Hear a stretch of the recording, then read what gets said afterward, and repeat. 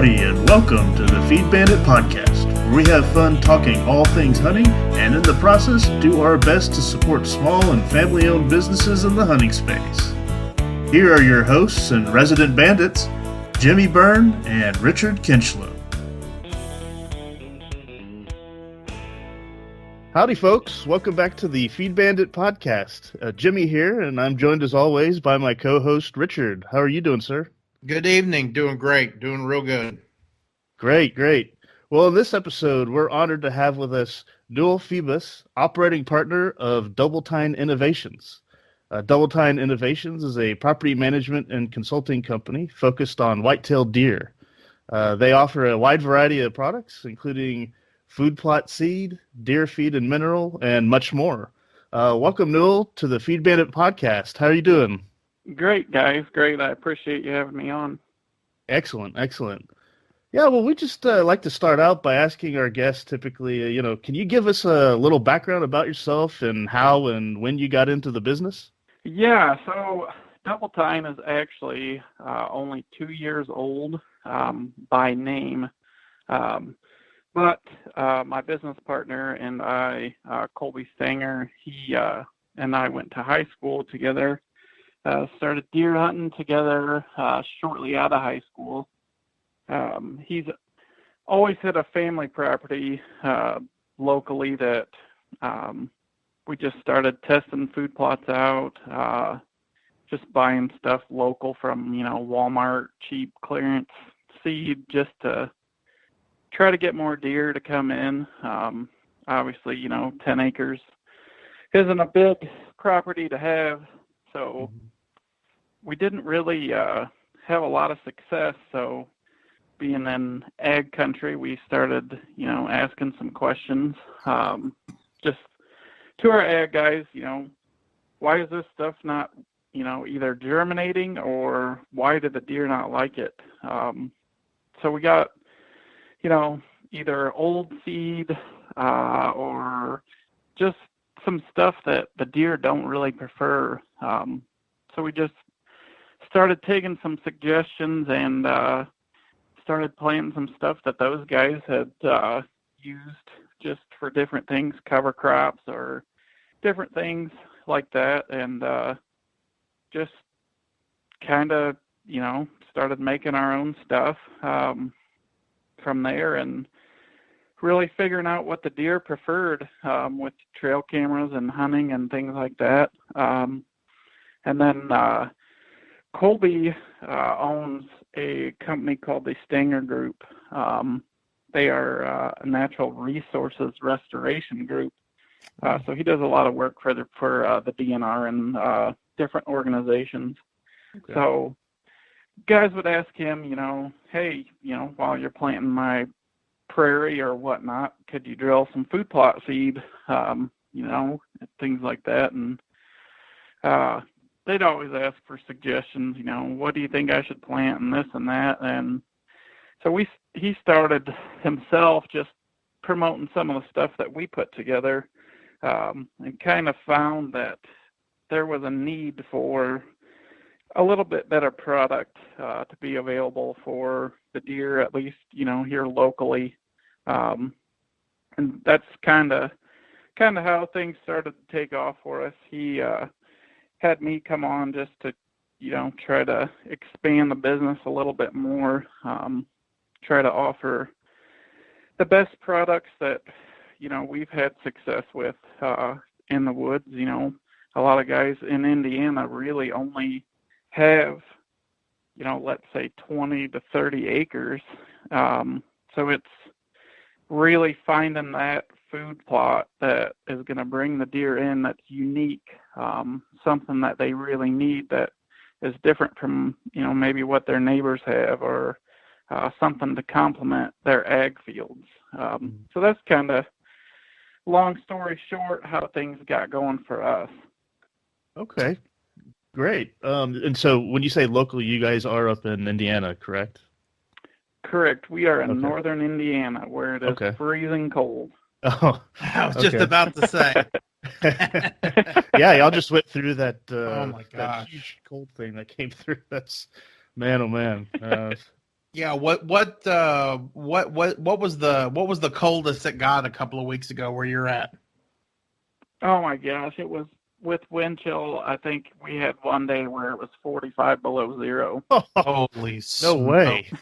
Oh my Yeah, gosh. yeah, Oh my gosh. Well, and I know you all are on Instagram because I run you yeah. guys time when I'm doing my every 20-minute scroll.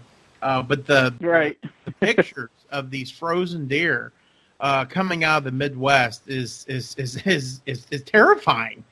Truth be told, Right. I've probably seen it, but there's a picture of it's clearly a Midwest deer. It's like an 8 point, and he's like frozen in the running stance. Yeah. Really? It's like somebody Right. taxidermist. Oh, it's terrifying. Huh. Oh yeah, I'll find it, Jimmy, and I'll send it to you. It's I hadn't seen that. nuts. Yeah. Wow. Well, that's interesting. That's kind of an interesting, I guess, segue in a way to. I was reading some of your blog posts and reading about, why does October success begin in January? And you made mention in there about the importance of kind of helping to. I think it was in that one to supplement beyond corn or anything like that. To help the Correct. deer through the winter, and obviously if they're not frozen, could you talk about why that is kind of important? So, just feeding a deer corn is not providing it with its daily needs. So there's obviously horror stories, where guys have said, deer die or whatnot if they're just eating corn. Which, in all honesty, if a deer just eats brassica every single day and doesn't eat anything else, it's the same outcome. Mm-hmm. So feeding a feed that is well-rounded is very important here, when it's cold. They can get that corn, they can get the beans, just having some calcium and to go along with the corn and the byproducts and whatnot in there to help digest and break down that corn. Because just eating the corn is an easy, what we like to call bypass, where it just burns through their system quick. They're not really gaining a lot of nutrients out of that. So we try to have a well-rounded product to where it's something that they can really focus on and get all the nutrients that they need in those winter months. Right. And I tell you, it'll be a real testament to your product, especially up there in your neck of the woods with these just insanely cold temperatures. It's good to have a plot that can hold up and really provide those deer throughout the winter. Down here in Texas, I've got some Indian hawthorn bushes in front of me that it's dark now, but if I could see them, they're already starting to think about blooming. Right. So it's crazy. When do you see? I know it really depends on the weather, but when do you see the deer kind of up there really kind of get off the plots and start to go after the natural browse? Is it after your spring green up, or what's kind of the seasons up there, I guess, of the whitetail deer? Where it's completely different than it is down here. So we're out of curiosity. Yeah, the spring green up, really, they hammer the browse pretty good. From usually, obviously, every year is different up here, but around the 1st of May, late April, through June, July range, they really hammer the native browse and the native forbs in the woods. So it just really depends on the year for us. Last year, I know it was colder than heck all the way up through April, it seemed like, and then it went right into summer. So we really didn't have much of a spring, it felt like, last year. So really about late July, early August is when they start to really focus in on where their fall home is going to be. So having some food sources available already in place, that's kind of a big focus for us. Sure. We really, really like to obviously have our spring plots out, and then really hammer our winter plots in the ground there mid-August. That way, once they're settled into where they're going to be for the fall, they have some food ready available. Sure. And yeah. Interesting. So when you guys are doing you're doing all your planning for the coming season, and you've got your fall plots been through the fall and through the winter, and then you do your spring plot. Do you come back and go to that exact same fall plot that you planted in the season, or do you let it go fallow, or does it depend? So most of the time we do crop rotation, similar to farming. So like our perennial clover plot, we shoot for, like, we can go up to 5 years. So we're anywhere between like a 3 to 5 year with our perennial. The brassica, we make sure to rotate that out every year, just because it mines a lot of nutrients. It takes a lot of nitrogen out of the soil. Gotcha. So we'll come through after the winter then, and in the spring we'll try to get our soil and forage mix in to try to build the soil back up in there. Sure. Just trying to get the pH back where it needs to be. Right. So the perennial plot is really the only plot that we run for more than a year. Everything else we kind of switch out every year, kind of thing.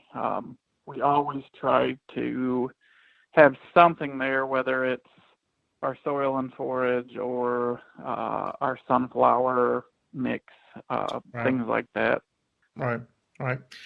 So kind of switching gears on you here to talking a little bit about your the consulting business that you and your partner have. How big of a factor is water to you all? I mean, obviously down here in Texas, it is literally everything. It will literally make or break us. I mean, do you guys? I mean, I know that your creeks and whatnot run a lot longer than ours do, and your farm ponds probably stay full a lot more than we do. But do you guys encourage supplemental watering? Is that something that you guys do over there, or up there rather? Yeah, we do a little bit.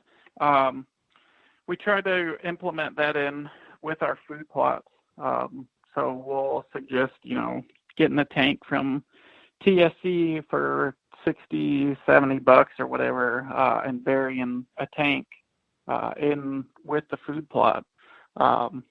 The less distance the deer have to travel for all, their food and their water and their bedding, the better it's going to be. We like to have it as close to the sanctuary area as possible. That way they feel safe. They don't feel like it's a trap. Right. That's the biggest key with the food plots and the water, is not making it feel like a trap. Right. Hunter intrusion, things of that nature can make those water sources and food plots just go completely nocturnal in a hurry. Right. So it's probably a little bit less important than Texas, Right. but as far as holding the deer on your property, that can be a hot item to have Sure. close to their bedding, to just keep them on your property and Sure. not leaving and running off to the neighbors. Yeah. Well, that's something that we've always preached, is to try to have a plan year round. I mean, like you can hear us just beating it like a dead horse on our podcast here, that instead of being upset about the end of the season being over, hey, clock's ticking, man. Those antlers are going to be falling off shortly, and they're going to be regrowing again. So, and it's something that you mentioned that I never really even thought about. What was having the supplemental feeding, whether it be the food plots or the feeders or both, not only to help the deer there, but to keep them from going elsewhere. Never really thought about that. So you're really wanting to set up a paradise to keep him within your within your bow range or your rifle range. Yeah, don't give them a reason to go anywhere else, right? That's right. Right, exactly. That's the thing that we try to preach, and a lot of guys will get turned off because recently we were on a plot or a parcel here in our area and walking through, and we got done, and he was like, so what kind of suggestions, would you make? And I said, I know, the number one thing that upsets clients is when we come in and we tell them, you got to take those stands away from a certain area. Right. And, a lot of times they'll say, well, that's our hot spot. That's our hot spot. Well, let the deer, if you have 40 acres, let them have 5. If you let the deer have 5 acres out of your 40 and you hunt the correct winds, it's almost a guarantee that you're going to see more deer. Interesting. They don't have to leave your property, your best spot. Obviously, everybody knows, when you walk your property, yeah, that's the best spot. That's where the deer always lay or bed, or we see them browsing in the middle of the day.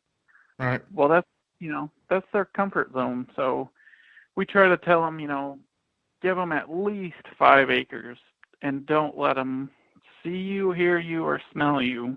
Right.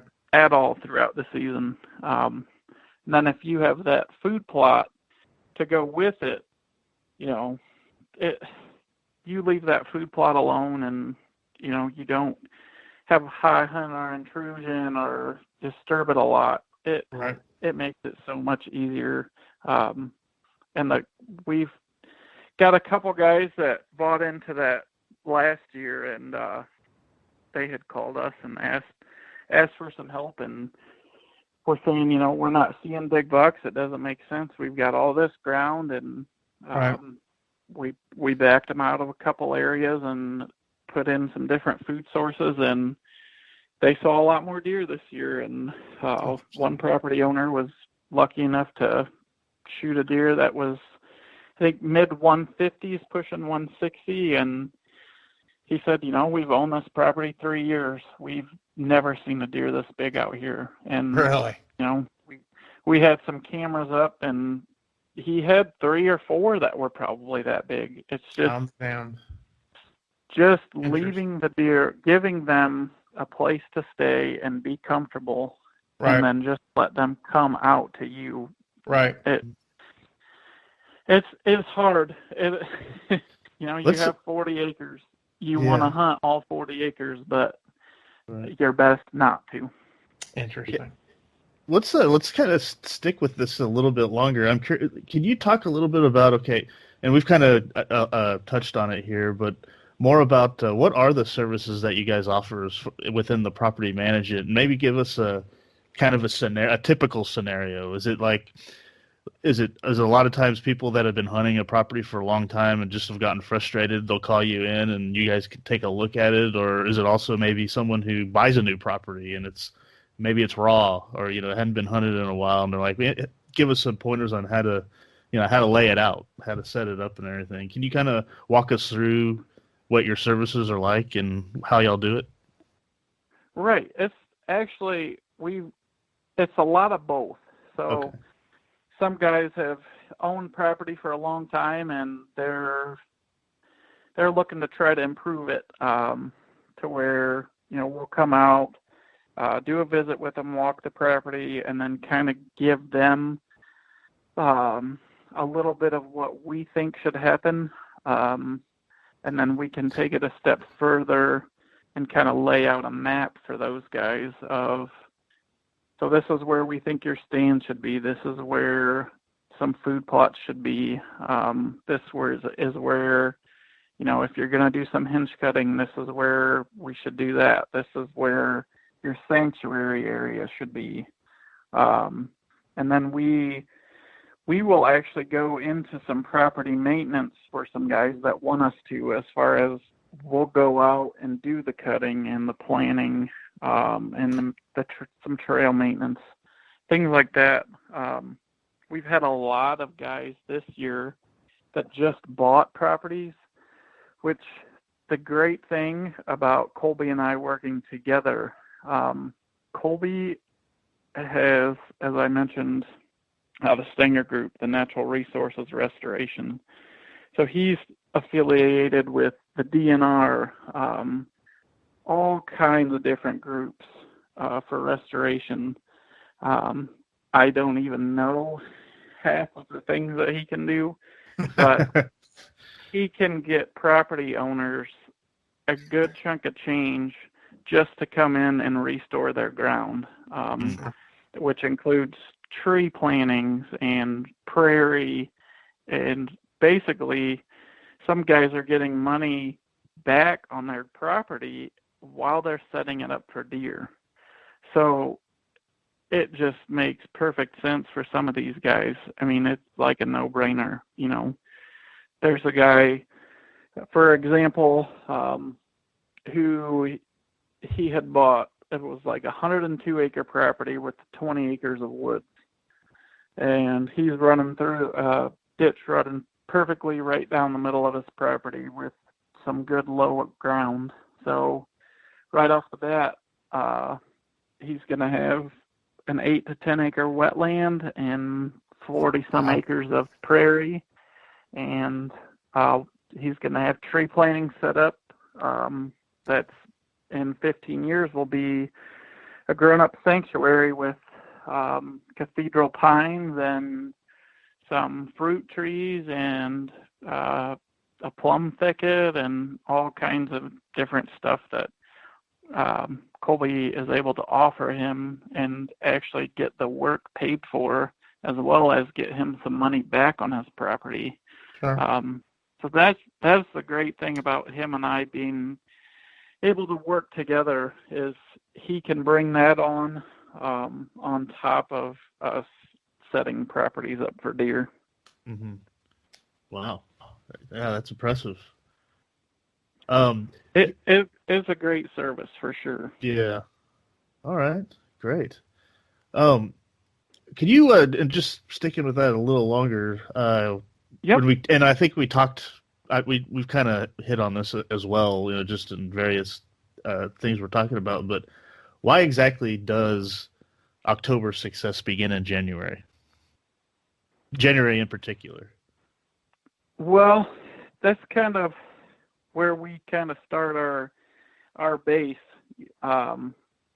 Just an old kind of looking at your property as a whole, taking your trail cam pictures, getting the food out, with the protein, the carbohydrates, the fats and vitamins and all of that. You have an opportunity in January to feed these deer with food plots and feed and basically get your, all the deer will come to your property if you have the right things. That's where, we get the majority of our big bucks come in after season, because we hold some of the prime food sources and easy access food sources for the deer to get to. So we start our hit list kind of in January, and then it's, obviously throughout the year you're thinking, okay, how can I improve this property? So you can start your hinge cutting in January if that's what you think you need to do. You can do your edge feathering, things like that. We start all of our planning in January and set kind of a calendar for the year. January, February, March, this stuff needs to be done. So that way when September 1st hits, we're done. All of our stands are set. We're out of the woods. We know what deer are there, or we're hoping that we know what deer are there, and we're leaving it alone. All the work's done. We're not in there disrupting the woods. It gives at least a month to a month and a half for the woods to rest and for the deer to settle in, and we're just picking and choosing the right wind direction and cold front strategies to go in there and hopefully get the job done. Mm-hmm. Okay. Awesome. Yeah, it really is. The whole hunting thing is really a year-round process. And again, I've not thought much about holding them on your property, especially if you've got a smaller acreage to contend with. I mean, even down here, the hunting leases that's typically what we have are in the thousands of acres. You still run the risk of losing deer to a neighbor. And so again, having a good management plan to the whole deer is absolutely key. I think that I really like that point. I really do. Yeah, and to be honest with you, Colby's property is a 10-acre property that he's bought it away from his family and kind of took it on himself.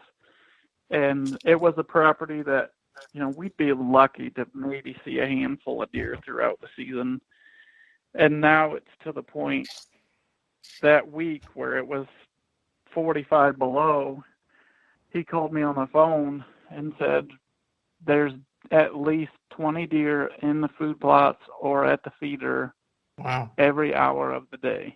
I believe it. And in the evening, his 8 to 10 acre food plot and feeding stations were bringing in 40 to 50 deer on 10 acres. So wow.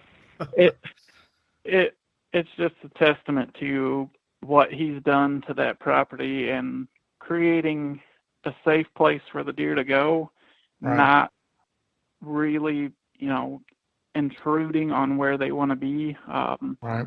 Hunting the sections, they're passed between bedding to food plots, not sitting over the food plots. And, having the screening cover so when they are in the food plots and he's getting out of his stand, he can walk right by where they are and they can't see him. They might be able to hear him, but they can't see him because of the barrier between him and where they're at in the food plot. So they kind of, they know when they're being hunted, but they feel safe enough that they're okay with it. Sure. Oh, Interesting.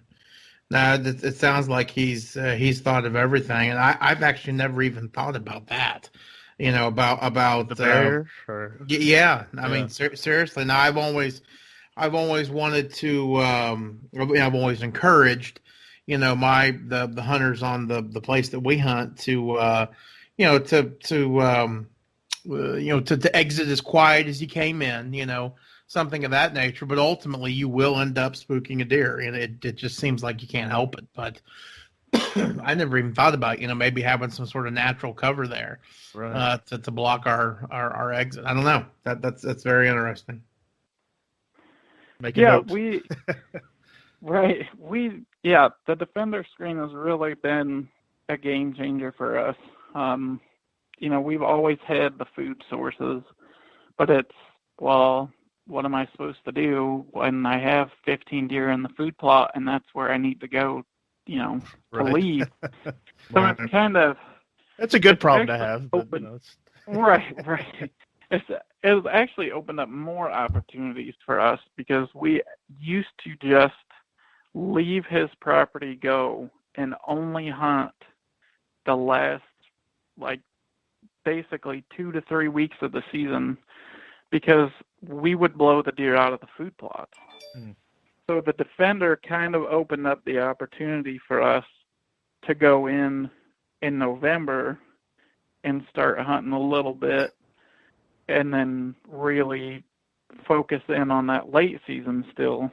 But we've actually probably doubled the amount of sittings that we have on his property compared to what we used to just 4 or 5 years ago, where it was, we got 2 weeks to do this thing. They're in here, so let's try to get it done. Right. So yeah, it's been a big game changer for us to be able to sneak in and out undisturbed. And like I said, we don't pressure it a lot, so the deer feel comfortable in there. Even, they always know when they're hunted once the season starts, but they feel comfortable there with that screen and not being able to see us. Right. They don't really spook out of the food plots. So Right. It's been a great product for us for sure. Awesome. Tell me about when we first started visiting. I think, gosh, I think it'll be a year this summer. I know we were kind of chatting back and forth on Instagram. Yep. And then we were talking about your Double Time Innovation Ultimate Deer Feed, and that was one of it was the first product we ever tested at our ranch and here in Texas. Still to this day, and we've tested quite a few of them, it really sticks out as something that was pretty incredible. I know you guys don't have axis deer up there, or you might, but it's nowhere near as many of them as we have down here. And as you know, Texas is just known for the game ranches and all that kind of stuff. But Right.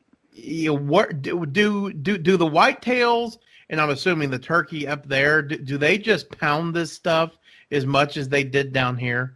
Obviously, like axis nip or something. Yeah. I mean, what I'm getting at is that when we put this out to test it, and we actually did again, and we've got more pictures and some other stuff we're going to do a little bit later in the season. But the reason why I'm asking if the whitetails pounded it as much as the axis did is because our axis deer came in there and they wiped it out. I mean, literally within a single day. I remember you guys were kind enough to give us a couple of bags. They ate it all. So the whitetail didn't even have a chance. Are you guys seeing the same result with your whitetail deer? Yeah, we are. We have a couple guys that use it religiously. So I'll kind of explain kind of how we got going on it. We had some products that we were using. It seemed like the deer were just going to town on them. And for whatever reason, within 2-3 months, it seemed like, we'd get the same deer on the camera, but they just keep walking. They wouldn't come to the feed station. They would just bypass it altogether. And I will be honest with you, I don't have, a degree in deer feeding or any of that. I always try to seek out somebody that's a heck of a lot smarter than I am. So we got in contact with a ruminant nutritionist, and he specializes really in deer. And I just brought it up to him, kind of actually on Facebook first. And I was like, we're feeding this particular feed, and the deer were just going to town on it, and now they walk by it, and the only thing that's eating is raccoons. And Right. So he had kind of explained to us that some companies will have some cheap fillers, or their minerals will have what are called fines in them, and it will actually make the deer bloat. So it won't, they can't digest it well. Oh. And he said they finally figured out after they eat that, they don't feel good. so they're not going to eat it anymore. Oh, So- now that is fascinating. I So did working not with know him, I did not either. So working with him, he sells all kinds of different feed products throughout the U.S. And so the company that he uses has an ISO certification, and they are held to a little bit higher standard than some other places as far as feed and stuff goes. So once we started using it on our property and a couple other buddies, we threw some bags at them and said, try it out, see what happens. And a friend of ours is fortunate enough to be able to feed deer right outside his back door.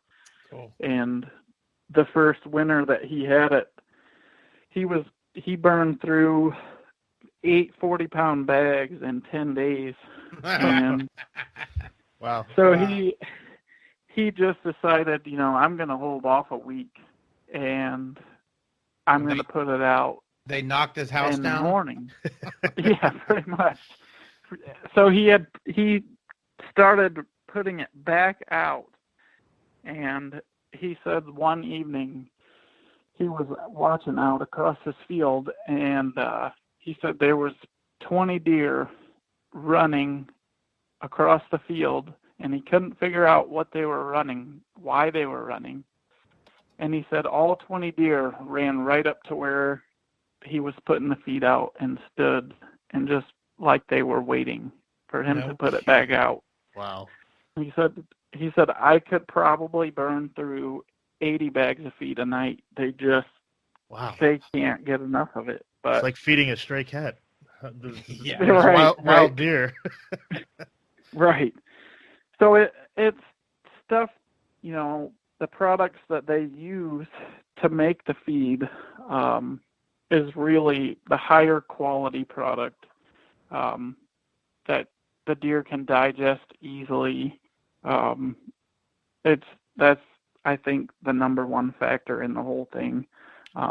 It's not scent attraction necessarily.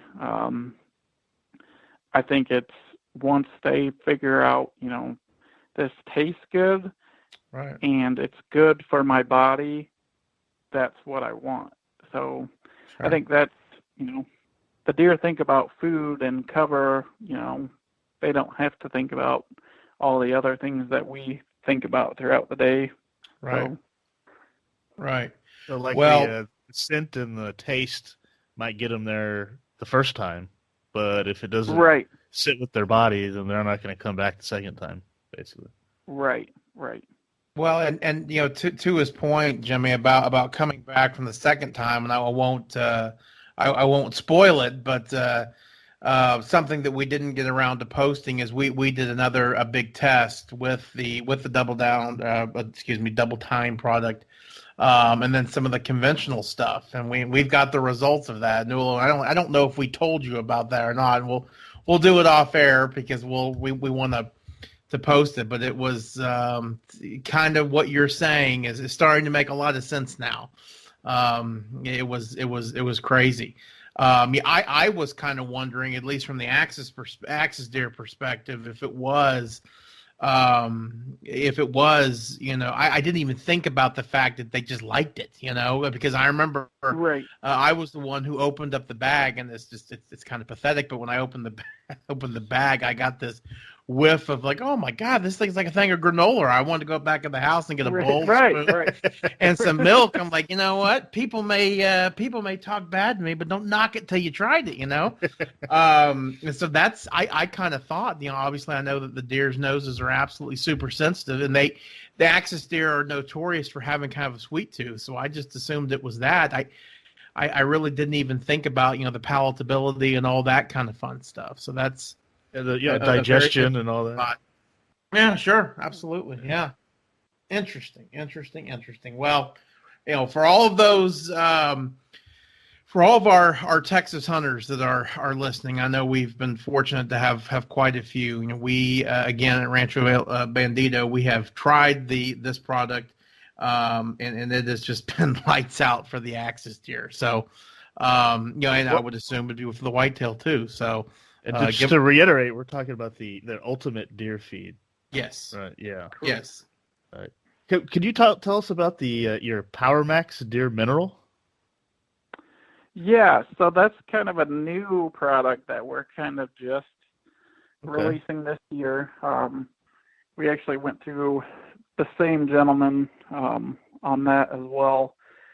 So it's kind of similar to the food plot seed in some ways. We started looking at labels and talking to people, and some of the products out there, if you really dig deep into what they're offering, some products are really, you're feeding a deer like 75% salt. That's really not going to help with their antler growth. So we kind of developed a product with him, another product, so that way we're looking more at 25% salt range, and then you got the rest of your goodies for antler growth, as well as a lot of the does will come in and start hitting that once they drop their fawns or when they're getting ready to start producing their milk. It'll help improve their lactation, so they can produce more milk. So obviously, the more milk that they can produce for their fawns, and the healthier the fawns are going to be. So that's kind of where we are with that. We went through our first initial year of testing on that last year, and it was very, very similar success with the feed. The deer they just ate the snot out of it. So that doesn't surprise me. And giving them the things that they need to help have the potential to produce a bigger rack. Right. Obviously, there's a lot of factors that go into that outside of just having, the supplementation. But, any little bit will help. Sure. I'm not going to say that your buck's going to throw on 40 inches of antlers in a year's time. Right. But you're just helping them aid in, giving them the proper nutrition that they need to have success. How do you recommend putting out the mineral and the ultimate deer feed? Is there a specific kind of methodology that you guys do? Like, I don't know, finding some trails, putting it next to those, or how do you recommend doing that to get the biggest bang for your buck, if you will? Pun intended. So right. So Indiana actually, so you can bait and feed up until, I believe it's like 2 or 3 weeks up until the season, and then all bait has to be removed. So we actually don't put it near our stands. So that way we don't have to deal with the potential risk. So we put it in, for us, we try to put it on like a food plot edge, kind of away from our stands. And then in the fall, so when we go through and we lime and till up the ground and work the ground and put in our fall plots, it's not a situation where we have to go out there with a shovel and we're digging up all of this mineral and stuff that the deer have, dug down in the ground for. Right. So that's kind of how we go about it. Kind of on their entry to the food plot, on the opposite side of where our stand locations are, things like that. We don't have necessarily a special way that we do it. Sometimes we'll we'll dump the mineral on top of the feed. If we're doing just mineral, we try to get bare dirt just so that way it's on the dirt. So that way, they'll keep digging at it. Some guys will say to put it on a stump and things like that, but I know our ruminant nutritionist had suggested, with the way that ruminants feed, having their nose to the ground is their ideal feeding position. So if they have to pick up their head, it's actually not as good as just eating it straight off the ground. That's fascinating. Interesting. Yeah. Never thought about that. And they either have the either of all the major protein feeder manufacturers. Yes, that's true. Yeah. I mean, as speaking from the human standpoint, I would prefer to not bend down ever again if given the option. Right. That is absolutely fascinating. I swear, and it's a good lesson for you children listening. I mean, I've learned 2 new facts today that I never knew before going into this call, and that one is absolutely fascinating. That's very interesting. Yeah. Interesting. Let's talk a little bit about your mixes, your spring and fall mixes. Can you tell us? Start with either one and kind of give us just an idea on what they are. When you suggest actually, putting out the seeds and all that, both in spring and fall. And So also, I would ask if you know, can some of those be used down here, further and along in the south and as well, Right. So we're talking just up here. We have our sunflower upland game mix, I would say, is more of our spring-summer focus for here. That one is tough to plant in the fall. But for here, our perennial mix, we can do spring or fall, depending on the situation. Obviously, ground prep is a little bit important with that one. If you're spreading that on a field with no preparation where you're spraying and killing weeds, it's kind of one of those where you have to expect to spray, your grasses and things like that again. So we kind of like to have something in the fall in that plot before we hit the perennial in the springtime. And then we have a new one, our pods and blooms, which is coming out this year, which has your taller forage soybeans with sunflowers and sun hemp, and to help with that ladder effect, to really get those beans up high. It's got some peas in there as well. And then for up here, the fall mixes are pretty important. So we have, your brassicas with radishes and turnips and kale. And then our shade mix can be spring or fall. We like to do a fall one for that just because we don't really have to take care of it. If you plant it in the spring, you have to do some mowing and potential. If you don't keep up with it, heat can really terminate that plot. So we push that to be in the fall. Our opening day clover, which has annual clovers and some brassicas in it, which is pretty popular for our bow hunters, with the annual clover really being a high attractant for early October. And we have a fall forage with cereal grains.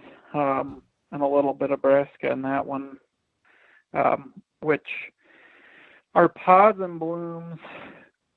So our fall soybean and our pods and blooms, we get a lot of questions on our fall soybean, and it's why would you plant a soybean in the fall when it's not going to pod out?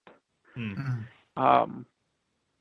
I don't know if you guys see the same thing down in Texas, but our young soybean plants get absolutely destroyed by the deer in the spring.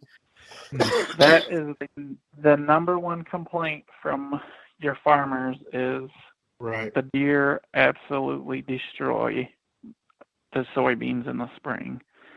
Right. So that kind of the mentality that we had some leftover soybeans probably 5 or 6 years ago, and it was kind of one of those things where let's just see what happens.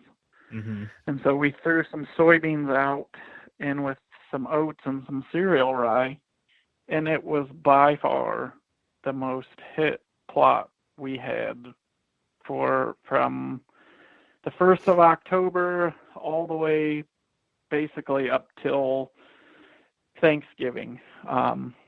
It was just down to bare dirt. Wow. And our pods and blooms is a similar situation with the sunflowers. So the deer, the issue that we always get a lot of times with our sunflower mix is the sunflower heads the deer never let them mature. So we can't use it for a dove plot unless we fence it off. Interesting. So that one, we kind of let guys decide, if you want to plant that early, it's a great plot to plant early, but you can also plant that late. And if you do plant it late, then we'll throw in, a pound or two of turnips and radishes in. So that way you have an entire deer season worth of food they'll start hitting at the end of September, and there'll be food still there in January with the bulbs and stuff like that. So those two things, we kind of get a lot of questions on why the heck would you do that, but it only really takes 1 year of planning it, and guys really figure out what we're talking about.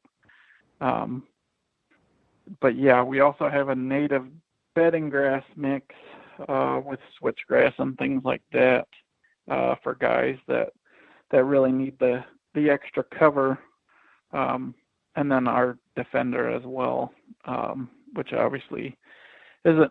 Those two items aren't a food source. It's more protection, I guess you would say. But yeah, I think that our two sunflowers would definitely work for you guys for sure. Those two, the clover, I believe, would work for you guys depending on, I think, different parts of Texas, or I think the north part, you guys have a little bit more water on the north part. You guys can correct me if I'm wrong on that. Yeah, it's just we we have every climate pretty much. Right. All depends on where you are. Sure. Yeah, we had so much water in September and October that it obliterated my dove season, and I'm still bitter over it. Still upset. Yeah, so I think, and the south part is a little bit more dry. If you guys can correct me if I'm wrong on that, but correct. And west. Mm-hmm. Yeah. Yeah. So really, I mean, if you're getting some frost on, North Texas, I would say any one of these mixes would work. Okay. But it's definitely dependent on where you're at in the state of Texas, I would say. Hey, we got you back? Yes. All yes. right. I just realized that was all my fault because I didn't update a setting on here that. So sorry about that. No, you're fine. Okay. I'm going to edit it, of course, but Right. Just so that people don't wonder, why are they off? I'll probably leave this part in just to tell everyone, my fault. The Skype call dropped, so we're getting back to it here. And we're kind of getting up to almost an hour here, and you've given us a ton of great information. I want to be respectful of your night and your time. So I guess at this point it might be a good time just for us to kind of wrap it up, and if there's something else that we missed or we didn't talk about, please let us know. Or is there something else you wanted to talk about, Newell? I think we covered all of it, other than, the biggest thing with food plots is, checking your soil pH, planting, the seed at the right depth and at the right seed rate and, things like that, crop rotations and just making sure that all that stuff gets taken care of. Planting the same thing over and over and over on the same ground every year. No matter what you plant, you're mining, nutrients out of the soil. So it's important to do that crop rotation, know your high nitrogen products and just things of that nature. Keeping up with the pH is very, very important, and that's the biggest thing. If you don't have the soil pH, you can't expect to have a high quality food source. So that would just be the only thing I would add in, is just keeping up with keeping your soil healthy and when you're doing the food plots. Okay. Awesome. What one last thing. What about your what's your service area? You and your partner, if we've got listeners that've got a place and they'd like to inquire about your services, you guys are in Indiana, so what's kind of your territory per se? Well, in all honesty, we can go all over the Midwest. Okay. We really try. Our focus has been Indiana, just because of the services that we can offer with the Stinger Group. Right. Colby being able, working with, the Indiana DNR and all of that. He has a lot of great relationships with people here in Indiana to where he can really, as soon as he sets foot on a property, he knows exactly what he can do for that person. But as far as, anywhere in the Midwest or, any place that has deer, we feel comfortable enough that we can go in there and really help out the property owner and setting up sanctuary areas and food plots and stand locations and all that. We feel like we can go about anywhere, but we've really tried to stay local, I guess. Sure. So far, just based off of what the services that Colby can provide people have. Right. It's just outstanding for people here in Indiana. Awesome. Very cool. Yeah. Very cool.